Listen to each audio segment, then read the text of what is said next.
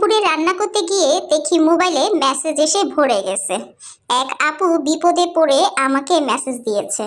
তার বিড়ালের নাকি পটিতে কৃমি বের হচ্ছে, আর সে নাকি ভেট দেখিয়েছে।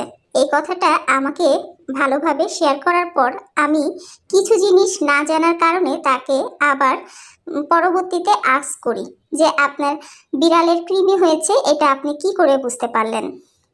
তো গাইস, বিড়ালের কৃমি হয়েছে সে এটা বুঝতে পেরেছে বিড়ালের পটি দ্বারা কৃমি সাদা সাদা বের হয়েছিল। হ্যাঁ, শুনতে আপনাদের একটু অড লাগলেও এটাই বাস্তবতা। আমরা যারা বিড়াল লালন পালন ঘরে করে থাকি আমাদের এই বিষয়ে জানা প্রয়োজন, এই জন্যই আপনাদের সাথে এই ভিডিও দ্বারা শেয়ার করা আর কি। তারপরে আপুটা যখন আমাকে মেসেজ করে আমি আপুকে জিজ্ঞেস করি আপনি কি কোনো ভেট দেখিয়েছেন নাকি?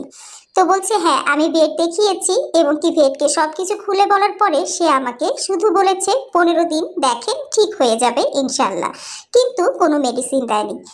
ব্যাপারটা আমিও বুঝতে পারলাম না। পরবর্তীতে তাকে আমি বলি যে দেখেন, আপনি যদি আপনার বিড়ালের কন্ডিশন দেখে ক্রিমির মেডিসিন আমার কাছ থেকে নিতে চান, আমি আপনাকে ক্রিমি মেডিসিনের নামটা বলে দিতে পারি, বাট এই গ্যারান্টি আমি নিতে পারবো না। পরবর্তীতে আপু বলল তাহলে আমার কি করা উচিত? তখন আপুকে আমি বললাম আচ্ছা তাহলে আপনি যে ভেটটাকে দেখিয়েছেন 15 দিন ওভার হয়ে গেলে সেই ভেটের কাছে আবার নিয়ে যান। নিয়ে যাওয়ার পরে সে দেখেন এবার কোনো স্টেপ অবশ্যই নিবে।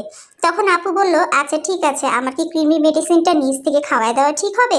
আমি বললাম একদমই না, আপনি অবশ্যই ভেটের সাথে কথা বলে ভেট কি বলে আর ওর ওজনটা অবশ্যই মেপে দেন ক্রিমির ওষুধটা দিবেন, কারণ ক্রিমির ওষুধটা বিড়ালের জন্য খুবই সেন্সিটিভ।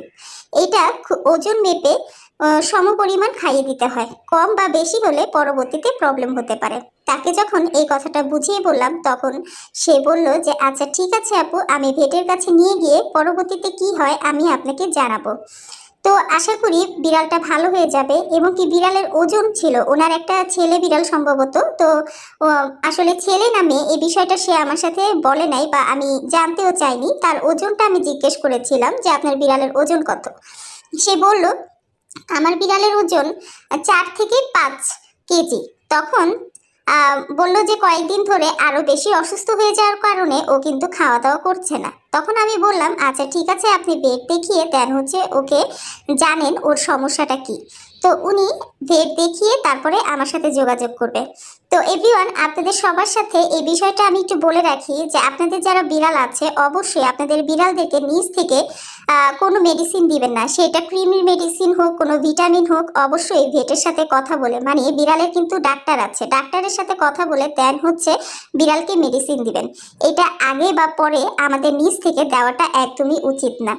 বিড়ালের কৃমির ওষুধটা খুবই মারাত্মক, এটা ওজন মেপে তারপরে দিতে হয়। আমরা যারা নতুন বিড়াল পালি আমাদের জন্য এটা জানা খুবই প্রয়োজন। তো এভরিওয়ান, সবাই ভালো থাকবেন, আল্লাহ হাফেজ।